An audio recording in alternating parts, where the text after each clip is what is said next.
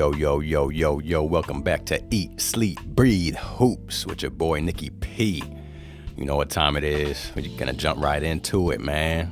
The prestigious award, the NBA MVP award, man. Something that every great player strives for and wants on their resume if they're truly trying to be great.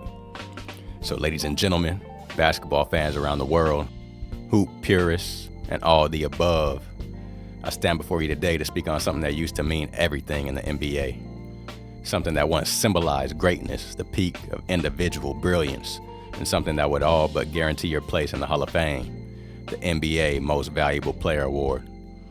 But here we are now, fast forward to 2025, and the MVP doesn't quite feel like it used to. That gold trophy once used to be reserved for the legends, the icons, the generational talents, the kind of player you could look at and say without hesitation, without looking at any numbers, just purely by watching them play. Yeah, that dude right there, he's the best player in the world. But today, it feels like it's just another accolade, another stat to pull up in a debate. And in many ways, that decline, that dilution, speaks volumes about where the NBA is today. Let's rewind for a second. Back in the day, when you heard someone was the MVP, it truly meant something. We're talking about the Jordans, the Birds, the Magics, the Kareems, the Elijah Wans. You didn't question it. Those off top are arguably all top 10 greats. You knew that man was the dude, the guy, as they say. The talent, the dominance, the presence, all unmatched. It was about much more than a box score. It was about how much fear they struck into their opponents. It was the way they controlled the game, not just with stats, but with their presence, with the aura, making big plays and impact crucial moments. It was the aura with unmatched talent. Think about Allen Iverson, one MVP. One? Are you telling me there were 10 other players more valuable than AI in his prime?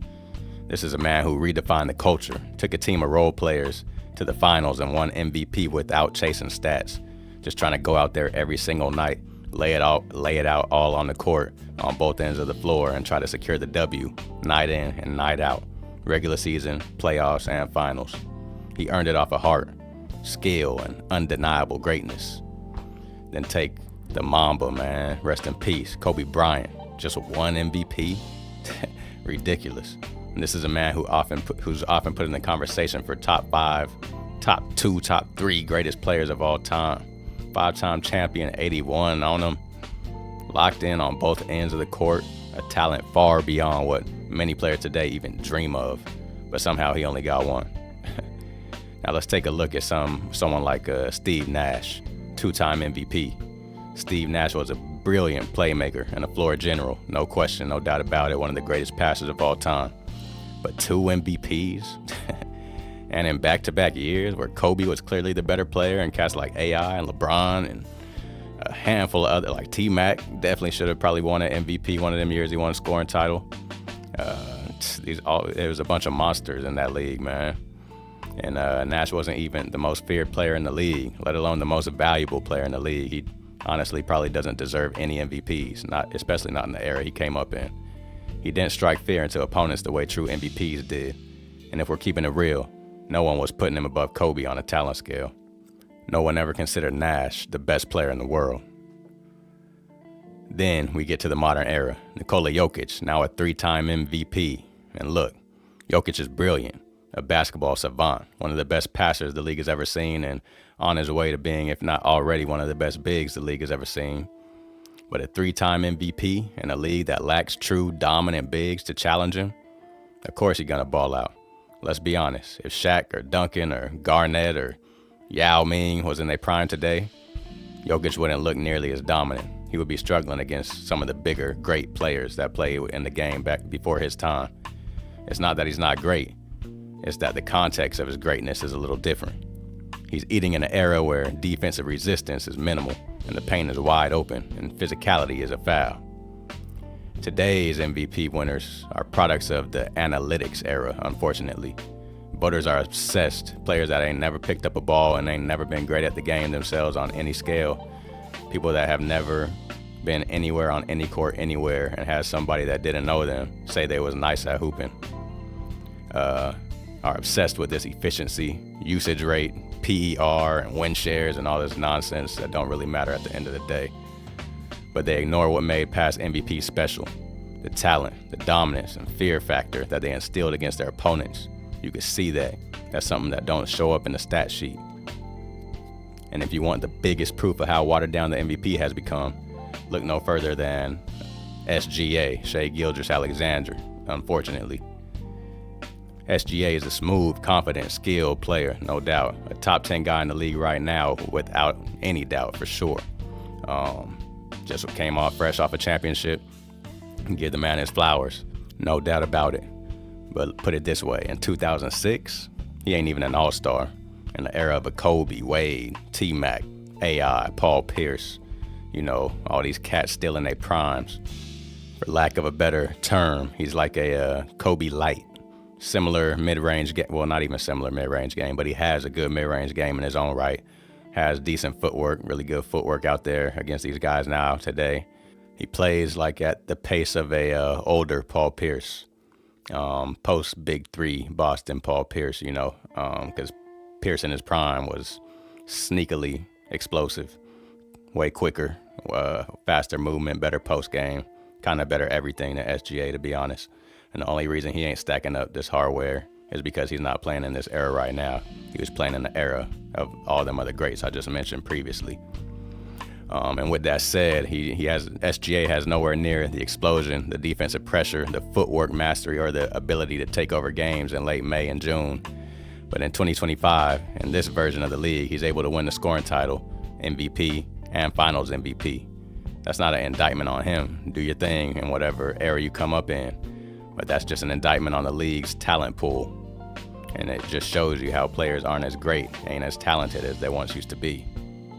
We've entered an era where it's more about who had the best statistical season than who was truly the best player every time they stepped out on that court.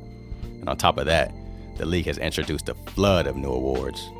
Clutch Player of the Year, in-season tournament MVP, conference finals MVP, most improved player, social impact awards, teammate awards, hustle awards, community assist awards. Like, they're just handing out trophies now.